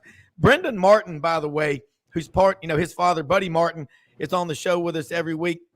GatorbaitMedia.com is texting me right now and saying, we need to fix some camera settings on your internet connection. It's choppy, so it may be my StreamYard output or something, so I apologize for that. We're working with Brendan. He is an absolute double-knot spy when it comes to fixing all this stuff. He worked for years for the different networks in the trucks and doing all this stuff, and I had a conversation with him last night and yesterday, and it's like going to grad school at Auburn or Georgia Tech or Tennessee or whatever in engineering. It's incredible. Vince, the fans do get emotional, and the callers, I get the text, the phone calls, the emails. They are what we love about this game because we're all fans. John's a fan. We're all fans. You can't take it out of us. I want your thought. Tennessee, the season's not over. My wife, Vol for life, they were crushed by that loss the other night. But Allie Peak Wilbur was on the show Friday, and she said Tennessee's got to find a way to get that swamp monkey off their back.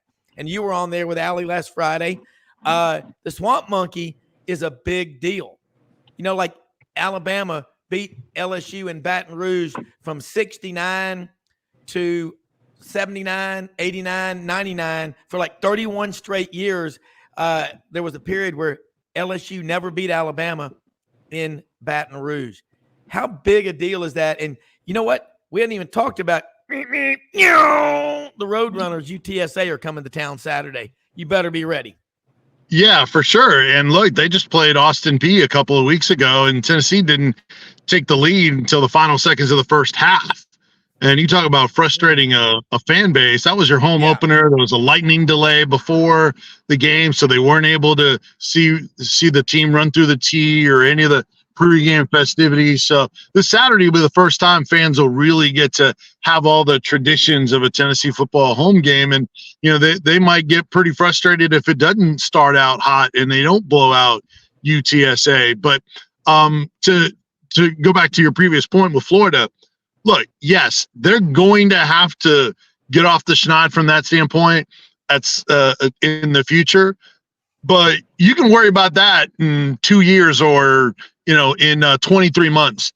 It doesn't matter now. They got to flush that. How they handle crowds, they got to flush that. The team has other things to get right before they worry about snapping streaks. Yes, does it frustrate the fans? Or have they talked about it? Do some fans just blame them being cursed and all that kind of stuff? Doesn't matter how well you play. We can never win in games. Well, they could never win against Alabama, and they did that last year. They had a long losing streak against Florida overall, and they beat them last year. So that kind of stuff, yes, there'll be a point in time in that, but they got to play better. They haven't put together a full game yet. And this team started out slow last year, not quite this slow. And then they got better as the year went on, especially offensively. Do they have the dudes to do that? That's what they got to worry about. You mentioned UTSA, two-time defending conference champions. Now they're in the AAC, and they're really banged up. They might not have their top quarterback in Frank Harris, who is one of the better returning quarterbacks in the country. They're down their top wide receiver, their top offensive lineman, their top outside linebacker. And the quarterback is a question mark, and they may have to go to a freshman as they had to last week against Army, where they only ran 49 plays on offense, UTSA last week. Man, so they are not quite what they were before, which is even more reasons why there should be no reason why Tennessee does not look much better in this game. That's the priority, even if the fans are still looking back more than looking ahead to this Saturday. Well, there's a lot of. Here's another question I'm going to try to get up here for you. I guess the biggest question is the quarterback. I think Joe Milton is a hell of a player. And here's a question from, and this is an interesting one, from Gregory. I'm going to put it up here, from Gregory Peck in Newport Beach, California. I love his name. Yes, hell of an actor, by the way. Are the Vols going to play the $8 million man, Nico Lamaliva? Are the cry? Because here's the thing, and I'm going to just piggyback on this, and I know you got to go here in a second, but the people that help raise all that money, and again, I haven't looked at the contract, and I'm curious what that looks like, what he's got to do, what benchmarks that he's got to hit. But he was the number 1 or 2 player in high school last year. You know what? I don't know. I like Joe Milton. You're around him. You're more level-headed. It ain't over.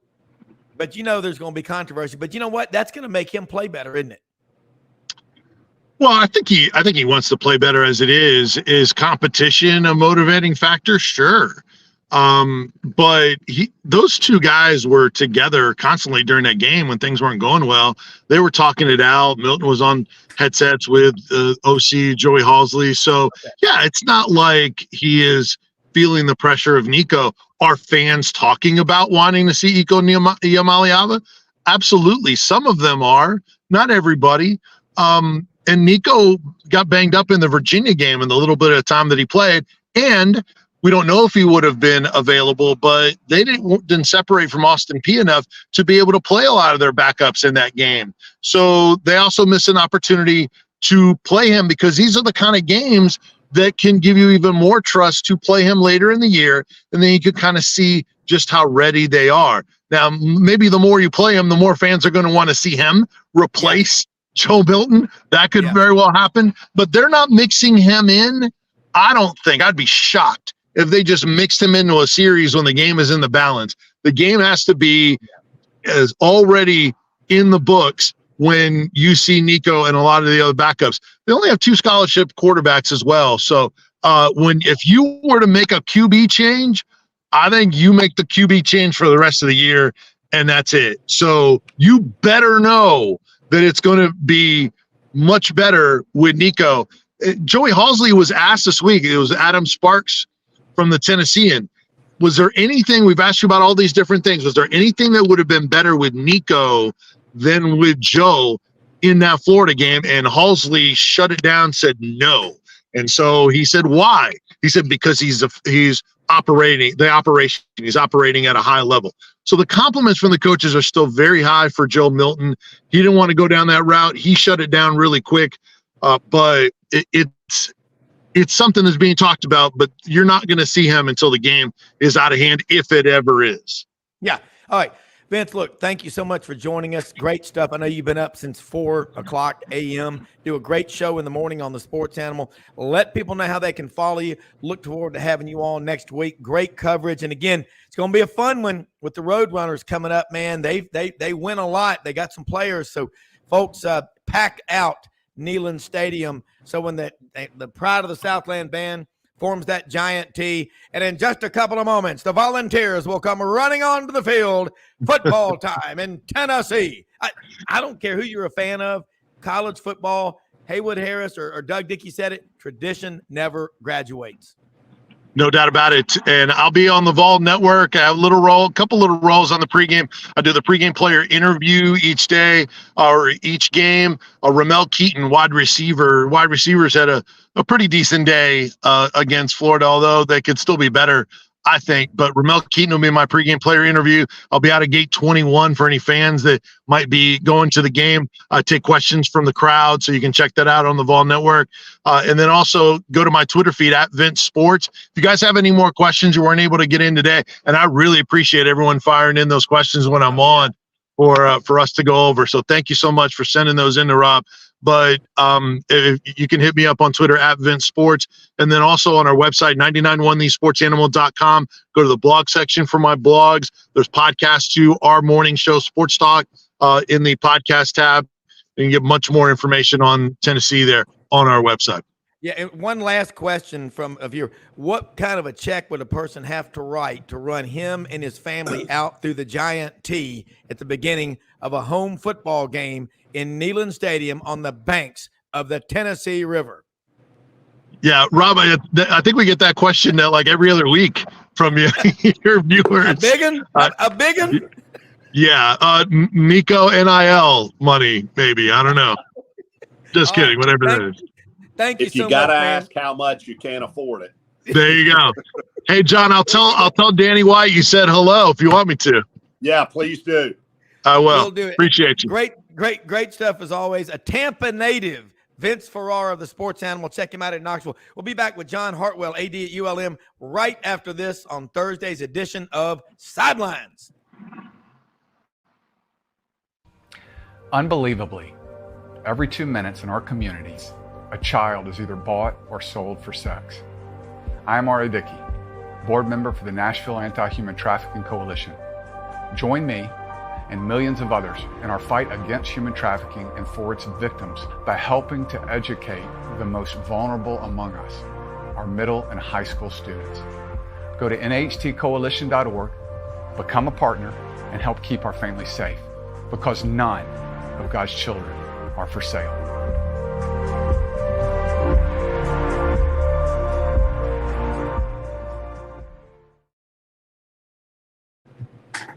Rob Browne back here with you on this Thursday morning edition. Great stuff. Vince Ferrara driving a mobile correspondent. We love it. John Hartwell, AD at ULM's with us. Let me say something real quick. Hey, folks, you can't go around naked. You got to have clothes. Go to Hewlett & Dunn Boot and Clothing Company on the historic square in Collierville, Tennessee. They've got new brands coming in every day. Every time I'm out there, which is frequently on the square in Collierville, Tennessee, the trucks come by delivering boxes and more boxes and more boxes of great stuff.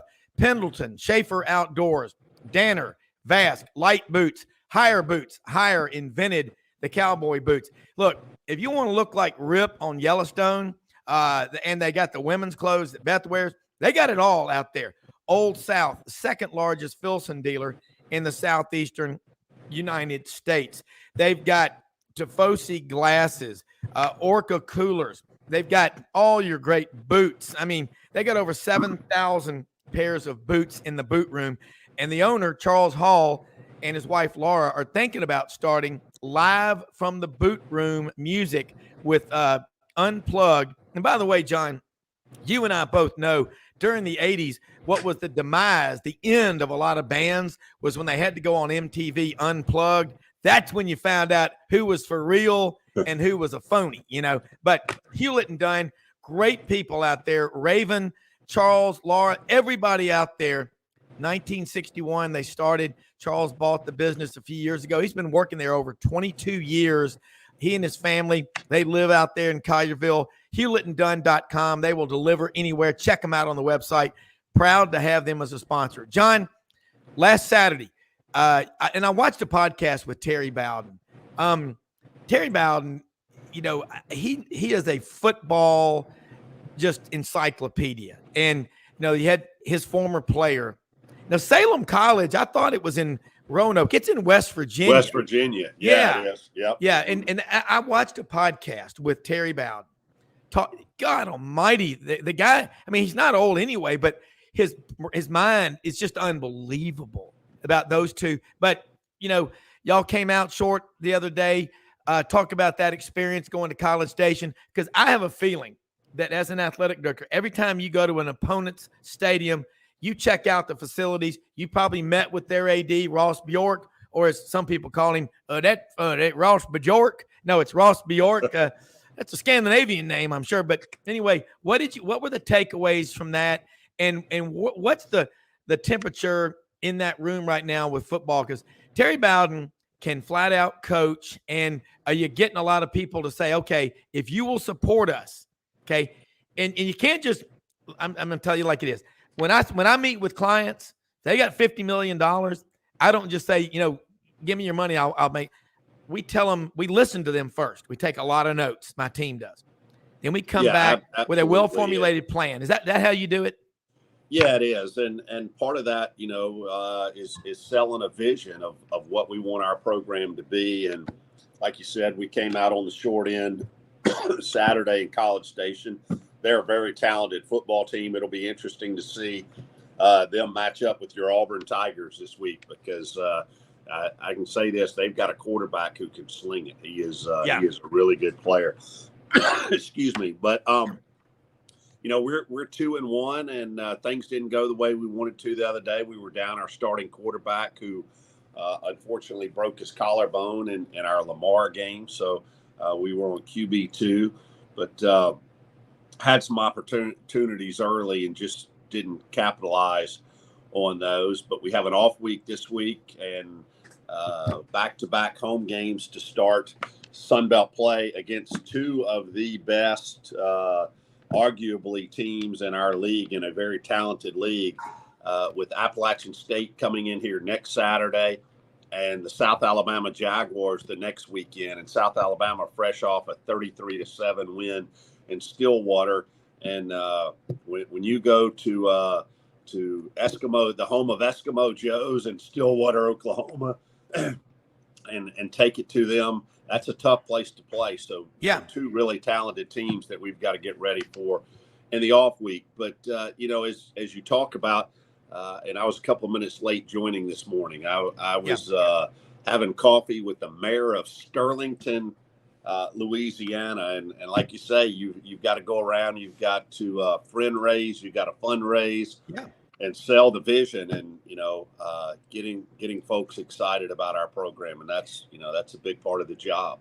Yeah, and look, you know, this is not against anybody, but you were brought in for a reason, and this is just my take from 35,000 feet flying from New York to Eugene, Oregon. Okay, you were at Utah State, had a great job there, and you know, you were mentioning some other jobs, and then when that did not happen, you moved back to Arkansas. You consulted. You could have done whatever you wanted to do. You love to fix things. You have a reputation as a badass, as an athletic director, and everywhere you've been. I did the research on you when Randy introduced me to you last August 31st. You were in the Atlanta airport on the way down to 38 for a couple of days before you went to Tuscaloosa. But you fix things. They didn't bring you in at ULM because they didn't need to fix things. So let's talk about what it's like to come in as the new AD. It's like the new commander at Fort Benning, the new commanding general, major general. You come in for 2 or 3 years, but you've got a lot of things to do. And a lot of times when you and I talk, it's 10 o'clock at night. You are just getting home, and you've got young children. You've got older children. You're like me. I mean, but it's a hell of a job, man. And you got to be able to balance everything out. And so talk about what it's been like so far. What are you, 6 months? 5 months into the job? About 6 months. Okay. Well, it all starts with the mindset. And you heard me say this before, Rob. You got to be a glass half full person. You got to be somebody who's motivated by a challenge, that it's not a bed of roses when you walk in the door. But anybody can complain about things. I'm sure, Coach Saban, for the endless bank that he's got in Tuscaloosa, he's saying there are things that other schools have that he doesn't have. That's inherent in coaching. But it's one thing to say, hey, I need these additional things, but to say, well, gosh, we can't win because we don't have this. I don't want to hear that. I mean, yeah, we've got to improve things, but you got to have everybody pulling on the same end of the rope, and the naysayers and the people who don't believe and who don't operate with that chip on their shoulder to say, people around on the outside saying, well, you can't win at Monroe or at XYZ because you don't have this.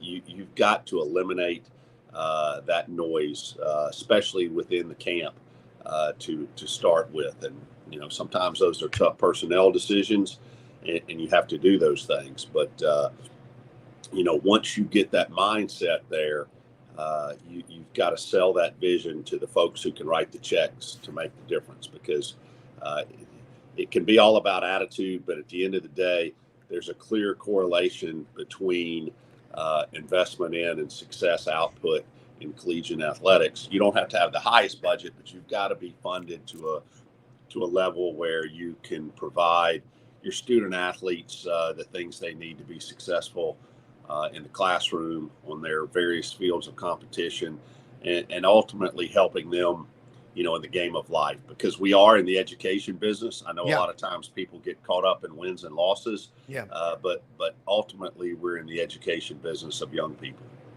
Yeah, and here's the interesting one from John Anderson in Pahokee, Florida. Seminole winds will be blowing in Clemson. I love these names, and some of them I do just in the witness protection program to protect these people, but I like that. That's going to be a hell of a game Saturday up there at the other Death Valley, not LSU. But here's another one. My nephew went to the Citadel, Vince Coons. He was a captain in the Marine Corps. He graduated in the 90s. So you leave the Citadel, you're not tied to Marines, Army, Navy, Air Force, nothing. You don't even have to go into the military. It's like everybody in my family on either side was in the military. I'm the first one. I broke ranks. But when I got out in high school, Reagan was the president. There was nothing going on. We were just trying to get inflation below 20% after 4 years of Jimmy Carter. But a peanut farmer from South Georgia. But it's interesting. VMI and Citadel. Holy shnikes. Talk about some ring knockers. You talk about a tight alumni group. And did you all have to remember any inscriptions that were carved in stone, like at VMI, the mathematics and science building, and you had to strain where you put your shoulders? Did you have to do that your freshman year or your plebe year? Yeah, you had to what do did they it, call obviously. you? I'm sorry, I didn't mean a knob. knob. That's right. You're a knob. knob. Yeah. Yeah, KNOB, and VMI is the cadets. Knob, get your chin in. You had to break. They called it bracing. Yes, that's it. I still have flashbacks every once in a while about that. Again, the most vivid memory is being out on the parade deck about 5 o'clock in the morning. The August heat in Charleston, and you're doing push-ups or sit-ups, and you're having mosquitoes land on you that you feel like they're going to pick you up and carry you away. They're so big, but as my dad used to say, adversity builds character. It reveals it. Well, speaking of big mosquitoes, you ought to be over here in Parkin, Arkansas, in Cross County when we're over here back and forth from Memphis, about 30 minutes from Memphis. The mosquitoes over here, when we were at the beach, I heard they came knocking on the door. Audrey, Rob, where are you? Come on outside. I mean, they will. Oh, I got the dogs all riled up on that one. Delta, calm down.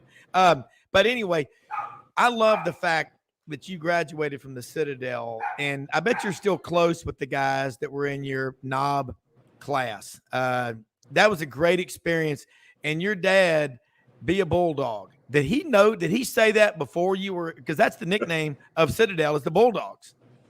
Well, and see, I went from being one Bulldog to another.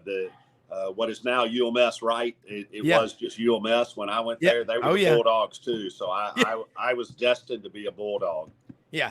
Well, by the way, when you go back to Mobile, which is frequently, do you honk the horn in the tunnel? Either honk the horn or you try to hold your breath through the tunnel. That's it. Yeah, we and the other thing is every time when we were down there a couple of weeks ago going to Orange Beach, it was hilarious, because you've got to remember on 65, get off at exit 9 to go over the Africatown Bridge, and you bypass all that, by the Bankhead Tunnel and all that stuff, and you come out over there by Felix's and Wenzel's or whatever like that. Then you got to remember to take that quick thing to get back on I-10, or you can go underneath, come out at Spanish Fort up there by the Bass Pro Shop. But God, I love that place down there. I love Mobile, the port city. And my son Wilson that graduated from Auburn, there are a lot of Mobile people. There's Sigma News, a lot of his friends. He said Mobile, it's like a cult. I mean, it really is. Will Johnson and all the guys down there live by Spring Hill. And they go out for the day, for the weekend. You drive out there to Baldwin County to Mobile. It's God's country out there.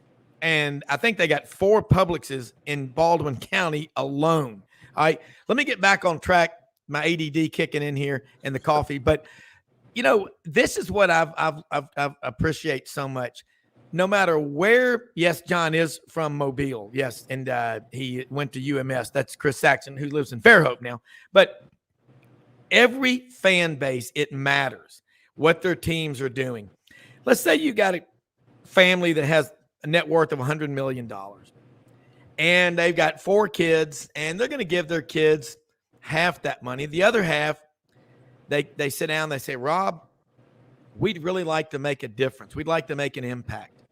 And, we've been rice farmers down here in North Louisiana in the Ouachita River Basin. Ouachita, I love it. Ouachita. I'm like, the Ouachita River Basin for 125 years. And we've benefited from the Agricultural Extension Agency, the School of Engineering at La Monroe. They've really helped us a lot. We've gone from 150 bushels an acre up to 280 bushels an acre of rice. That's pretty damn good. You figure, do the math on that. If rice is at $14 a bushel, that's $3,920 an acre. On 1,000 acres, that's $3,920,000. We've made a lot of money. We'd like to do something to help ULM. You're the athletic director, but you're also, shout out to Howard Sprague, who lived with his mother his entire life. But what do you do? I mean, this is where you really have some depth that other people don't. Yeah, you do. Well, you talk to the donor, the potential donor, and say, hey, what do you want your legacy to be from this? Do you want your legacy to be in bricks and mortar where your kids and grandkids can come see a building that you built, or a room that's named for you? Or do you want your legacy to be in endowed scholarships in a certain sport, or endowments for a head coaching position, or for an athletic director's position? So there are a lot of opportunities there. And sometimes a donor may say, hey, I want to be anonymous. I just want it to be under the screen, under the radar screen. Correct. And to help operations. So again, it's you spend time with the donor, see what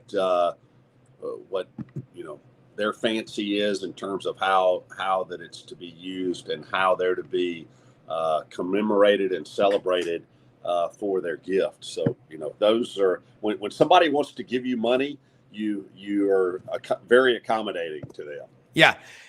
Yes. CPA controller. I had a client for years that was the controller of a large bank. Great client. Talk about the difference in those two. And I'm gonna get there. I'm going somewhere with this, but start with that one first. Yeah, as a CPA, you're kind of across the board. You're really a consultant or an advisor across a bunch of different companies. I had the good fortune to work both on the tax and audit side, so had exposure to both. Really, when you're the controller, which I spent 3 years as a controller of the Miller and Coors distributorship in Charleston and Hilton Head, it's all about that one business. You're trying to help the bottom line and maximize revenues and minimize expenses, or be as fluid as you can be there. And really, college athletics, that's been a huge benefit for me working in college athletics, because even though it's quote not for profit and part of the higher ed system, if you don't approach a collegiate athletics department as a bottom line business, you're gonna get behind the 8 ball really quickly. Yeah, and I like this one here. And I'm going somewhere with this on the controller part of it. You get people sometimes, and this is a good one from Tom in Birmingham. John Hartwell is what we need running the NCAA. Out of curiosity, let's just say, would you ever want to do that? Because I think it'd be a lot. I would not want to be there your first day on the job, but I would want to be a fly on the wall to hear the comments. Well, I do think the NCAA is moving in the right direction with Charlie Baker, who former governor of the state of Massachusetts.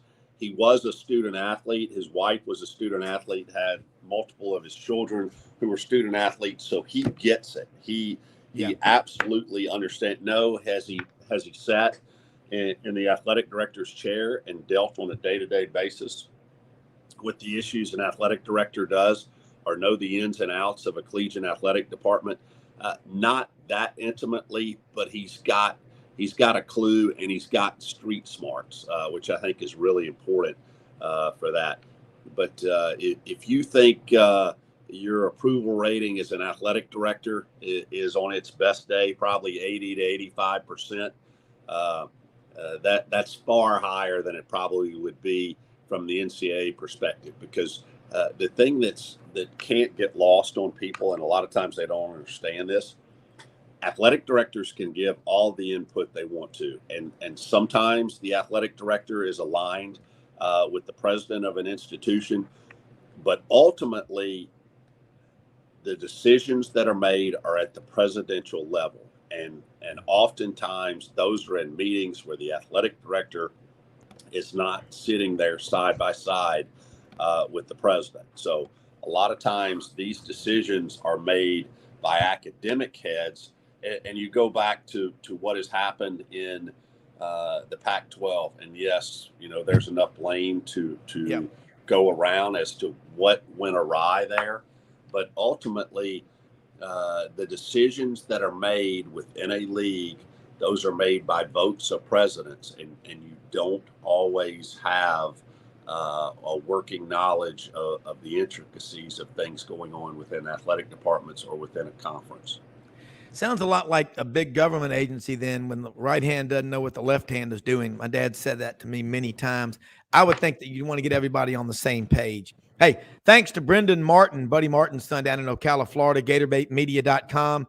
He's monitoring this show. We're trying to work and make sure we get everything technically right. But, John, we're about out of time. Dadgum, Carol Burnett's out there. I'm so glad we've had this time. You don't want me singing. But anyway, great stuff. Always love having you on. If you can join us again Saturday, we'd love to have you as well. I know you're off this weekend. You got Appalachian State coming in, the boys from Boone. That's going to be a hell of a game. That is a game y'all need to find a way to win because you beat Appalachian State. Jerry Moore got that program going. And they just, hell, Eli Drinkowitz was there 1 year and went 12-1. Now he's getting it going at Missouri. It takes time. Got to have a plan. People don't plan to fail, John, but what do? They fail to what? Fail to plan. Fail to plan. Yeah, as my good friend Leonard Skinner's ghost in Jacksonville, Florida, out in the Hell House would say, "You damn right." But John, how do people get hold of you? They want to reach out to you. And look, folks, you may be giving your school a bunch of money, but if you live in Louisiana, South Arkansas, and you benefit from the University of Louisiana Monroe, here's the case. You need to get hold of John Hartwell. There are, what the favorite radio station of my clients with a lot of money is, John? You're listening to WIIFM. What's in it for me? How can they reach out and contact you and have that conversation? And would you ever want to meet with them for breakfast or lunch or dinner? Hey, I'm wide open to anybody interested in our program. My email is easy, hartwell@ulm.edu. You can follow me on Twitter, John_Hartwell, and you can see anything and everything happening in ULM athletics at ulmwarhawks.com. And there are ways to go online there to buy tickets, to make a gift, any of those things. But Rob, as always, appreciate the opportunity to be with you. Hey, Brendan, I just got one suggestion out there, trying to work out the kinks for Rob from a production standpoint. I think that Ham's beer sign in the background may be drawing too much wattage. That may be throwing the rest of the program off. You know what? That could be. That's a good point. Time to get hold of Ham's. Time to get hold of them. They don't answer the phone. I guess they got too much business. But, hey, most often we see the face of Christ in the least among us. We live in the greatest country in the history of the world. We have the best guests, listeners, viewers, and sponsors that you could ask for. Every bit helps. Find out how you can join the Club 250. We'll talk about that tomorrow for everybody. Got a great show in line for tomorrow. John, again, wide open, on Saturday. If you can join us, you got the day off. Love to get your perspective. We'll bounce it all over the place on the round table. But again, thanks, everybody. We're out of here. We'll see you tomorrow.